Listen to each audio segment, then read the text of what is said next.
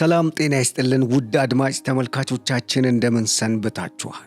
ይህ ገበያ ሚዲያ ነው። ፕሮግራማችን ከገበያ ሚዲያ ወደ እናንተ የሚተላለፍላችሁ የገበያ ሚዲያ ቢዝነስ ፖድካስት ፕሮግራም ነው። በዛሬው የገበያ ሚዲያ ቢዝነስ ፖድካስት ሌላ ብስራት ዜና ተሰምቷል። ከታዳሽ ኃይልና ከኤሌክትሪክ ኃይል ወይም ከጂኦተርማልና ከሃይድሮ ፓወር ጋር በተያያዘ ኢትዮጵያ በዓለም ያሉ ሀገራትን ትኩረት እየሳበች ነው ተብሏል። በተለይም ደግሞ ከ86 ሺህ በላይ ሜጋዋት ማምረት የሚያስችል ወይም በፍጥነት ሊመረት የሚችል ሀብት በኢትዮጵያ ውስጥ እንዳለና ቢትኮይንን ጨምሮ ሌሎች ዓለም አቀፍ የዲጂታል ገበያ መገበያያ ድርጅቶች ወደ ኢትዮጵያ እያማተሩ መሆናቸው ተገልጿል። በተጨማሪም አረብ ሀገራትና የተለያዩ የአውሮፓ ሀገራት ኢትዮጵያን የቀጣዩ የታዳሽ ኃይል መዳረሻ በሚል እንግዲህ በከፍተኛ ደረጃ ትኩረት ሰጥተው ሪሰርች እየሰሩ እንደሆነ የተገለጸው። እንግዲህ ብስራቱ ምንድን ነው ከተባለ በቢሊዮን ዶላሮች የሚቆጠር ፈሰስ የተደረገባቸው 3 ኢንቨስትመንቶች በኢትዮጵያ ከታዳሽ ኃይል ጋር በተያያዘ እንግዲህ ኢንቨስት ሊያደርጉ እንደሆነ ተጠቁሟል። እነኚህ ድርጅቶች ምንድን ነው የሚሰሩት፣ እንደዚሁም አጠቃላይ የኢትዮጵያ የታዳሽ ኃይልና እንደዚሁም የአማራጭ ኃይል አቅሟ ምን ይመስላል የሚለውን ነገር ነው ዛሬ በደንብ የምንፈትሸው። እንግዲህ ይሄ ለኢትዮጵያ በተለይ ደግሞ ለመጪው ትውልድም አሁን ላለውም በጣም የሚጠቅምና ሀገርን ለማሳደግ ኢትዮጵያ የአፍሪካ የኃይል ማማ እንድትሆን የሚያስችልና መሆኗን የሚያረጋግጥ የተፈጥሮ ሀብታችን ነው። እነኚህን ነገሮች ነው የምንቃኘው። አብራችሁ እንድትቆዩ የጋበዝኩኝ። እንግዲህ በሁለተኛ ደረጃ የምናየው ስለ ግዙፏ አባይ 2 መርከብ ነው። ግዙፏ አባይ 2 መርከብ አሁን ምን ላይ ትገኛለች፣ በተለይም ምን አይነት አገልግሎት እየሰጠች ነው፣ በቅርቡ ደግሞ ምን አዲስ ነገር አለ የሚለውን ነገር የምናይ ይሆናል። አብራችሁን ከቆያችሁ በጣም ብዙ ቁም ነገሮችን፣ ጠቃሚ መረጃዎችን የምታገኙ ነው የሚሆነው። በቆይታችሁ ተወዳጁ ገበያ ሚዲያን ላይክ፣ ሼር እና ሰብስክራይብ በማድረግ አጋርነታችሁን እንድትገልጹ እየጋበዝኩኝ በቀጥታ ወደ መረጃ ያልፋለሁ።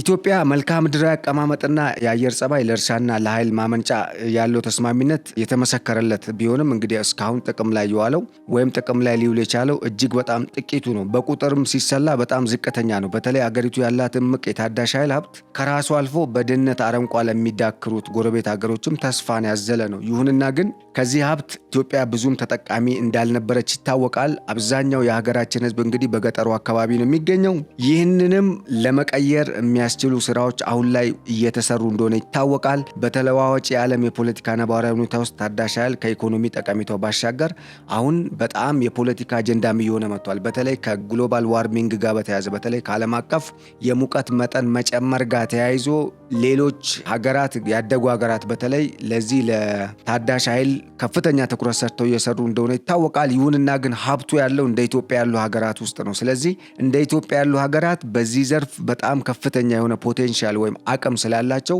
ይህንን መጠቀም እንዳለባቸው የሚገልጹ ጥናቶችም ወጥተዋል። እንደ አጠቃላይ እንግዲህ ኢትዮጵያ ምንድን ነው አሁን ያላት አዲስ ነገር ስንል ኢትዮጵያ አሁን ያሉ መረጃዎች እንደሚያሳዩት በጣም ከፍተኛ የሆነ በቀጥታ ወዲያው ሊወጡ የሚችሉ ከ86 ሺህ በላይ ሜጋዋት ኃይል ማመንጨት የሚችሉ የታዳሽ ኃይል አቅም እንዳላት በአንድ በኩል ተገልጿል ማለት ነው። እንደ አጠቃላይ ከጂኦተርማል ጋር በተያያዘ ደግሞ ስናይ መረጃው በጣም የሚያስገርም ነው። ውድ አድማጭ ተመልካቾቻችን ኢትዮጵያ እንግዲህ ነው አሁን የምነግራችሁ ከታዳሽ ኃይል ኢትዮጵያ አጠቃላይ ፖቴንሻሏ ምን ያህል ልታመርት ትችላለች የሚል ነው። ይህም የሆነበት መሰረታዊ ምክንያት ዓለም አቀፍ የታዳሽ ኃይል ሀብትን በሚመለከት አሁን እየወጡ ያሉ መረጃዎችና አገራት እያደረጉ ባለው እዚህ ዘርፍ ላይ ኢንቨስት ለማድረግ እያደረጉ ባለው ጥረት ኢንቨስትመንቱ አሁን በጣም ተወዳጅና ተመራጭ የሆነ መምጣቱ ይታወቃል። የኃይል መቆራረጥ የማይታይባት ኃይልን በገፍና በበቂ ሁኔታ ከበቂ በላይ የምታቀርብ አገር በሚል የቻይናም እንደዚሁም ዱባይ፣ ዩናይትድ አረብ ኤምሬት ያሉና ጀርመን ሀገር ያሉ ኩባንያዎች ወደ ኢትዮጵያ መጥተው ኢንቨስት ሊያደርጉ እንደሆነ ተሰምቷል። እንደ አጠቃላይ ጥናቶች እንደሚያመለክቱት ማለት ነው። የኢነርጂ ሚኒስቴርም መረጃ የሚያሳየው የኢትዮጵያ ከታዳሽ ኃይል አጠቃላይ ያላት ማለት እስከ 60 ጊጋዋት ኃይል ማመንጨት የሚያስችል ጸጋ እንዳላት ነው የተገለጸው። ጥቅም ላይ የዋለው ግን ከ10 በመቶ በታች ነው። ይሄ ማለት ከአጠቃላይ ኢትዮጵያ ካላት ጠቅላላ ሀብት ከ10 በመቶ በታች ነው አሁን ጥቅም ላይ እየዋለ ያለው። ይሄንን ታሳቢ በማድረግ ነው እንግዲህ አሁን በጣም ትልልቅ ግዙፍ የሚባሉ የዲጂታል ኩባንያዎች ወደ ኢትዮጵያ ማማተር መጀመራቸው ተገልጿል። ኢንቨስትመንትም በቅርቡ 3 ኩባንያዎች ቢሊዮን ዶላሮችን ይዘው ወደ ኢትዮጵያ እንደሚመጡ መረጃዎች እያመላከቱ ነው የሚገኙት።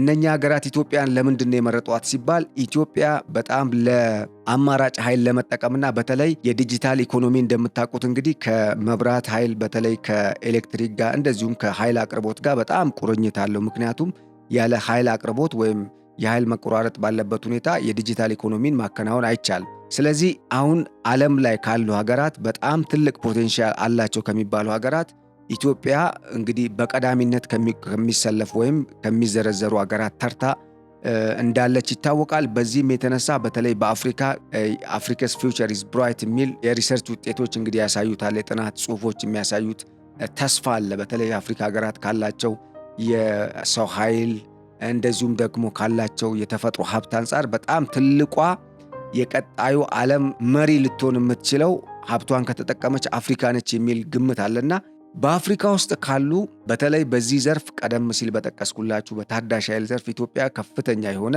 ጥቅም እንዳላት ወይም ሀብት እንዳላት ተገልጿል። ይህንን መሰረት ያደረገ እንግዲህ ኃይል ወደ ኢትዮጵያ እየመጣ እንደሆነ የተገለጸው ነዳጅ አለን ብለው እንደሚንቀባረሩ እንደሚኩራሩት ሁላ ኢትዮጵያ በቀጣይ ከአዲስ አበባ ዱባይ የሚደርስ እንደዚሁም ከኢትዮጵያ ሪያድ ሳውዲ አረቢያ እንደዚሁም ለሌሎች በጣም ብዙ ሺህ ኪሎ ሜትሮች ወይም ብዙ መቶ ኪሎ ሜትሮችን ሄዶ ለሌላ ሀገር የሚሸጥ ትልቅ ታዳሽ ኃይል አገልግሎት ለመስጠት ኢትዮጵያ የሚያስችል ትልቅ አቅም እንዳላት ተገልጿል። እንደ አጠቃላይ የኢትዮጵያ ኃይል በጣም ከፍተኛ ነው። ከታዳሽ ኃይል በሌላ ጽንፍ የቆመው የነዳጅ ኃይል ካለበት ውስንነት ወይም አላቂነት አኳያ ታዳሽ ኃይልን አሁን ላይ ብዙ ሀገራት ያው ምርጫቸው እያደረጉ ነው የሚገኙት። ቀደም ሲል እንደነገርኳችሁ ብዙ የግግር በረዶች እየቀለጡ እንደሆነ ይታወቃል። የግሎባል ዋርሚንግ የግሪን ሌጋሲ አሁን ላይ ከፍተኛ የሆነ ቦታ የያዘበት ሁኔታ ነው ያለው በዓለም ላይ። ይሄም ዓለም ወዶ ሳይሆን ተገዶ የሚገባበት የኢኮኖሚ አማራጭ ስለሆነ በዚህ ዘርፍ ኢትዮጵያ እንግዲህ ትልቅ አቅም እንዳላት ነው የተነገረው። የኢትዮጵያ አረንጓዴ ልማት ስትራቴጂም እነኚህን ሀሳቦች የያዘ እንደሆነ ነው የተገለጸው። ይሁንና ግን እንደ አጠቃላይ ኢትዮጵያ ያላት እምቅ የተፈጥሮ ሀብት አልምቶ ጥቅም ላይ ለመዋል በተለያየ ጊዜ በተደረጉ ጥናቶች ማለት ነው 150,000 ስኩዌር ኪሎ ሜትር በሚሸፍነው ከዳሎል እስከ ኬንያ ድንበር ባለው የኢትዮጵያ ስምጥ ሸለቆ ለጂኦተርማል ኃይል መዋል የሚችሉ ከ22 በላይ አካባቢዎች መለየታቸው ተገልጿል። ኢትዮጵያ ያላትን የጂኦተርማል እምቅ ሀብት ጥቅም ላይ ለመዋል የረጅም ጊዜ እቅድ አውጥታ እየተንቀሳቀሰች ቢሆንም እስካሁን የተገኙ ውጤቶች አመርቂ ናቸው የሚባሉ አይደሉም።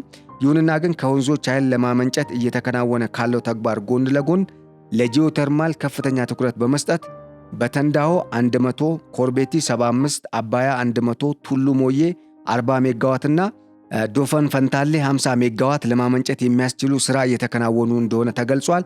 ይሁንና ግን በእነኚህ አካባቢዎች እስከ 10,000 ሜጋዋት የጂኦተርማል ኢነርጂ ማመንጨት የሚቻልበት ሁኔታ እንዳለ ወይም ፖቴንሻሉ እንዳለ በግልጽ የተነገረበት ሁኔታ ነው ያለው። ይሄ አማራጭ ኢትዮጵያን ቀጣዩዋ የኃይል መዳረሻ ወይም ዘ ፓወር ሃብ የሚል ስያሜ እንዲሰጣት እንዳደረገ ነው የተገለጸው።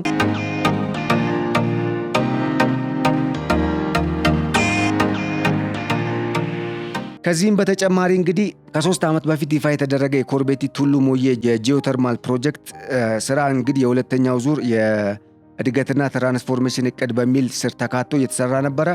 1000 ሜጋዋት ወይም በኮርቤቲ 500 በቱሉ ሞዬ 500 ኃይል ለማመንጨት የሚያስችል ለእያንዳንዱ 2 ቢሊዮን በአጠቃላይ 4 ቢሊዮን ዶላር በጀት ተመድቦ ስምምነቱ የተፈረመው በሬክጃቪክ ጂኦተርማል የተሰኘ የአይስላንድ ኩባንያ ወደ ስራ ገብቷል። በአሁኑ ወቅት 500 ሜጋዋት የሚሆነውን የጂኦተርማል ኃይል ለማመንጨት የሚያስችለው ስራ ለጀርመን በርክሌ ኢነርጂ እና አይስላንድ ድሪሊንግ የተሰኙ 2 ኩባንያዎች በኮርቤቲ የመንገድ የውሃና ሌሎች የመሰረተ ልማት ግንባታዎች እያከናወኑ ስለመሆናቸው ተጠቅሷል። ኢትዮጵያ የበርካታ ወንዞች ባለቤት በመሆኗ የተለያዩ ግድቦችን በመገንባት ለኃይል ማመንጨት እየዋለች ቢሆንም የአየር ንብረት ለውጥ በዚህ ሁኔታ ከቀጠለ የወንዞች የውሃ መጠን ሊቀንስ ስለሚችል የጂኦተርማል አማራጭ ኃይልን መጠቀም ከፍተኛ የሆነ ቦታ እና ትኩረት ሊሰጠው እንደሚገባ ተገልጿል ማለት ነው። ከዚህም በተጨማሪ ኢትዮጵያ 5 ዋና የሆኑ የኃይል አማራጮች በተለይ የታዳሽ ኃይል አማራጮች እንዳላት እየተገለጸ ነው።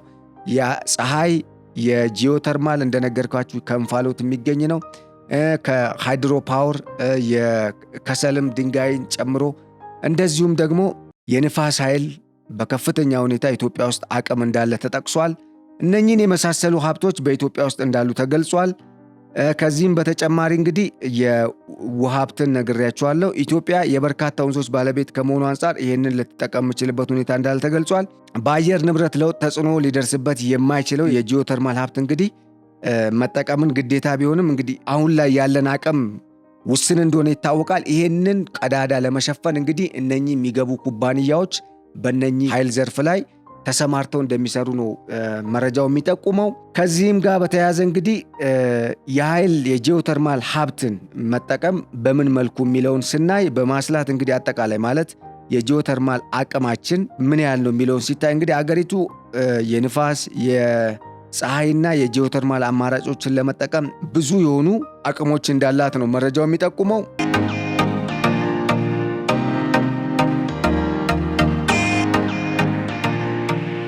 ይህንን ለማድረግ የቴክኖሎጂ አማራጮች መኖር እንዳለባቸው ተጠቅሷል። የዘርፉ ተመራማሪዎች እንደሚሉት በአፍሪካ ለጂኦተርማል የኃይል ምንጭ መዋል ከሚችለው የተፈጥሮ ሀብት 60 በመቶ የሚሆነው የሚገኘው በኢትዮጵያ ውስጥ መሆኑ ከጂኦሎጂካል ሰርቬይ የወጡ መረጃዎች ያመላክታሉ።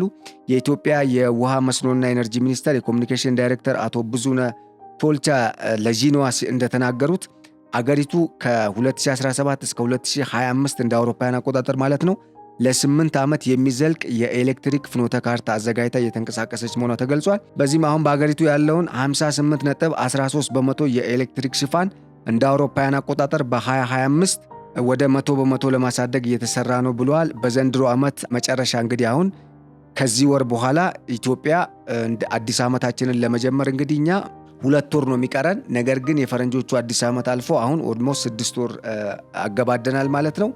ምን ያህል ነው በዚህ ቅድ መሰረት ያስቀመጣችሁት ከ2017 እስከ 2025 ምን ያህል ነው የተፈጸመው የሚለውን ነገር ጠይቀን በቀጣይ የምናቀርብላችሁ ነው የሚሆነው። በዚህም አሁን በሀገሪቱ ያለውን አጠቃላይ ይህንን 58.13 በመቶ የኤሌክትሪክ ሽፋን በዚህ ዓመት ሙሉ በሙሉ ለማድረግ እየተሰራ መሆኑ ተገልጿል። ሚኒስቴር መስሪያ ቤቱም እንግዲህ ለዓለም አቀፉ የኤሌክትሪክ ተደራሽነት ፕሮግራም 1.5 ቢሊዮን ዶላር የሚያስፈልገው ሲሆን ከዚህ ውስጥ 375 ሚሊዮን ዶላር ከዓለም ባንክ በብድር ማግኘት መቻሉን አቶ ብዙነህ ተናግረዋል። ከዚህም በተጨማሪ በሀገሪቱ አሁን ላይ 4200 ሜጋዋት የኤሌክትሪክ ኃይል እንደ አውሮፓውያን አቆጣጠር በዚህ ዓመት ወደ 17300 ሜጋዋት ማሳደግ ነው እቅድ ተይዞ እየተሰራ ያለው። በኢትዮጵያ የኃይል አጠቃቀም ዙሪያ ከዓመታት በፊት የተደረገ ጥናት እንደሚያሳየው የውሃ ኤሌክትሪክ ኃይል ፍጆታ 1 በመቶ ከነዳጅ ከሚመነጭ የኤሌክትሪክ ኃይል 4.5 በመቶ የሚሆነውን እንደሚይዝ ተገልጿል። ከፍተኛ መጠን ያለው የኃይል ምንጭ ከሚገኝባቸው አካባቢዎች ወይም የሚገኘው ከደን፣ ከእንስሳት፣ ከሰብል ተረፈ ምርት እንደሆነ ተገልጿል። አብዛኛው ነዳጅ ለተሽከርካሪ ጥቅም እንደሚውል የሚታወቅ ሲሆን በዓመት 40 ሚሊዮን ቶን ማገዶ እንጨት፣ 8 ሚሊዮን ቶን የሰብል ተረፈ ምርት በኃይል ምንጭነት ጥቅም ላይ እንደሚውል መረጃው ይጠቁማል። ስለሆነም በተፈጥሮ ሀብት መመናመን የተነሳ በአካባቢ ላይ የሚደርሰውን ጉዳት ለመቀነስና ለማስወገድ ከውሃ ከሚገኘው ታዳሽ ኃይል ጎን ለጎን የጂኦተርማል ኃይልን አማራጭ አድርጎ በትኩረት መስራትና ለአገሪቱም ለቀጠናውም እድገት ከፍተኛ አስተዋጽኦ እንደሚያደርግ ይጠበቃል ማለት ነው። እንደ አጠቃላይ ምንድን ነው መረጃው ከዚህ የምንረዳው? ኢትዮጵያ በቀጥታ ወደ ኃይል ጥቅምነት ሊውሉ የሚችሉ እስከ 86000 ሜጋዋት ኃይል ሊሰጡ የሚችሉ በ5 አካባቢዎች ትልቅ የኃይል የታዳሽ ኃይል አማራጭ እንዳላት ተጠቁሟል። አጠቃላይ የኢትዮጵያ የታዳሽ ኃይል የማመንጨት አቅሟ ከ60 ጊጋዋት በላይ እንደሆነ ተገልጿል። ይህንን መሰረት ያደረጉ ትልልቅ ቢትኮይንን የመሰሉ ትልልቅ ኩባንያዎች በቀጣይ ወደ ኢትዮጵያ ሊገቡ የሚችሉበት ሁኔታ አሁን ላይ እየጠራ መምጣቱ ተገልጿል። ይሄ ለምንድን ነው ከተባለ ኢትዮጵያ የማይቆራረጥ የኃይል ሀብት ያላት ሀገር በመሆኗ እንደሆነ ተገልጿል።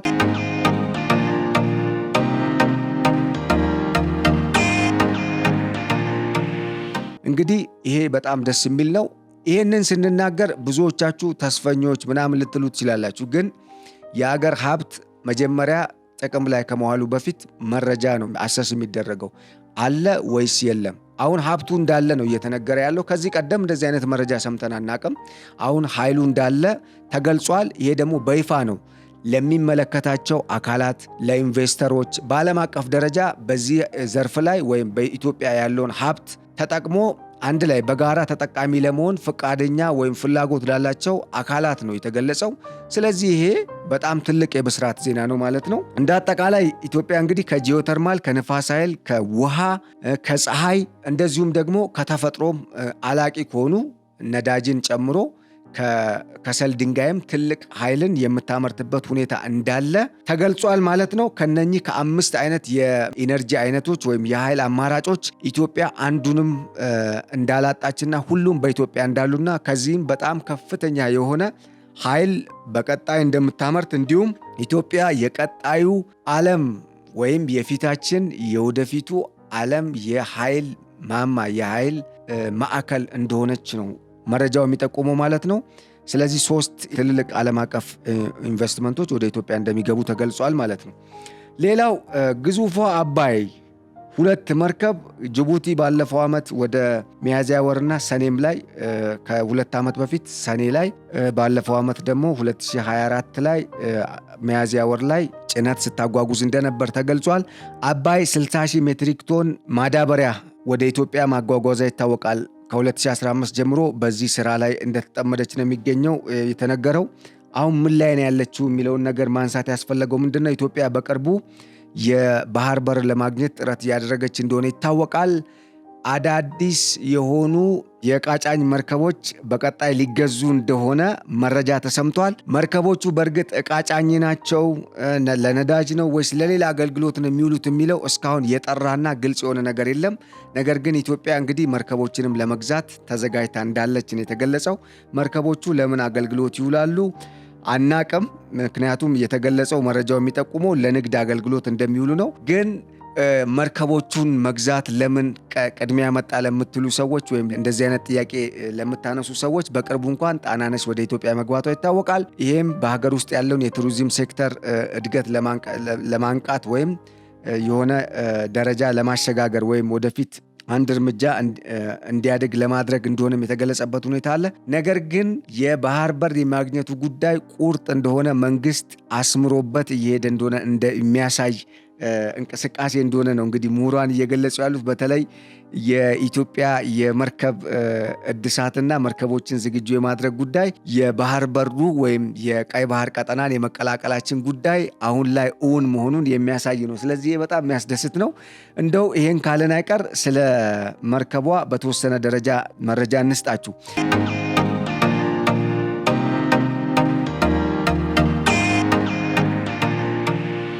ኢትዮጵያ በ2 ነዳጅ ጫኝ መርከቦች የቀየረቻት አባይ መርከብ እንግዲህ እነኚህ መርከቦች በ2023 ወይም እንደ አውሮፓውያን አቆጣጠር ማለት ነው ከ2 ዓመት በፊት በአባይ መርከብ ወይም አባይ 2 የሚል ስያሜ በተሰጠው ትልቅ ግዙፍ መርከብ መቀየራቸው ይታወቃል። እነኚህ 2 ነዳጅ ጫኝ መርከቦች የኢትዮጵያ የባህር ትራንስፖርትና ሎጂስቲክስ መረጃ እንደሚያሳየው መርከቦቹ በ2 ነዳጅ እንዲያጓጉዙ ከዚህ ቀደም የኢትዮጵያ መንግስት ገዝቷቸው አገልግሎት ላይ ሲውሉ የነበሩ ወይም ጥቅም ሲሰጡ የነበሩ 2 መርከቦችን ነበረ። እነሱም ባህር ዳርና ሐዋሳ የተሰኙ ነዳጅ ጫኝ መርከቦች ነበሩ። ከ11 ዓመታት በፊት ታሳቢ ተደርገው የተገዙ መርከቦች ናቸው። ይሁንና ግን የነኚህ የነዳጅ ጫኝ መርከቦቻችን የመጫን አቅማቸው 42,000 ቶን ሲሆን ይህም መካከለኛ የመጫን አቅም ካላቸው መርከቦች መካከል ያው የሚመደቡ ቢሆንም ከዛ አኳያ ስናያቸው ግን አሁን ላይ ዓለም ላይ ያሉ መርከቦች በጣም የዘመኑ ከመሆናቸው ጋር በተያያዘ ከዛም በታች መሆናቸውና በተለይም እስከ 50,000 ቶን የመጫን አቅም ካላቸው መርከቦች አኳያ ሲታይ የታችኛው እርከን ላይ የሚገኙ መርከቦች መሆናቸው ተገልጿል።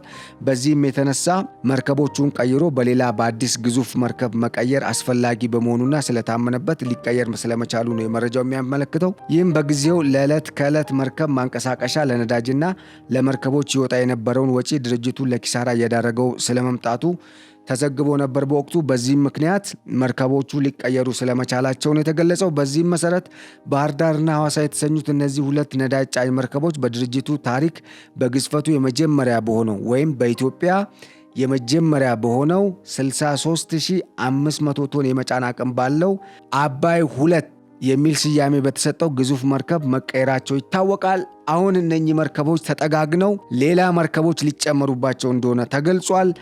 የአባይ 2 መርከብ አሁን ላይ ግዙፍ የሆነ የጭነት አገልግሎት ለተለያዩ ሀገራት በኪራይ መልክ እየሰጠች እንደሆነ ተገልጿል። በቀጣይ እንግዲህ መዳረሻዋን እዚሁ ቀይ ባህር አካባቢ በማድረግ ለኢትዮጵያ ብቻ አገልግሎትን የምትሰጥ እንደሆነም ተገልጿል ማለት ነው። መረጃው ይህንን ያሳያል። ይህንን አሁን ላይ ለምን አነሳችሁ ካላችሁ የመርከቦቹ የወደፊት ግዢ እንዴት ነው? አሁን ላይ መርከብ ለምንድን ነው መጀመሪያ እንትኑ አይቀድምም አይነት ነገር የሚነሳ አይነት ጥያቄ አለ። ይሄ ጥያቄ መሰረት ያለው ቢሆንም ይሁንና ግን ኦልሬዲ መንግስት አስተማማኝ ነገር ሳያገኝ ይህን ነገር እንደማያደርገው ይታመናል። በመሆኑም እንግዲህ የባህር በር ጉዳይ ማግኘቱ ጉዳይ አከራካሪ በማይሆንበት ደረጃ ላይ ስለመድረሱን የተገለጸው። ውድ አድማጭ ተመልካቾቻችን ለዕለቱ ያዘጋጅንላችሁ መረጃ ይህንን ይመስል ነበር። ስለተከታተላችሁን በማመስገን መልካምን ሁሉ ተመኘን። ሰላም።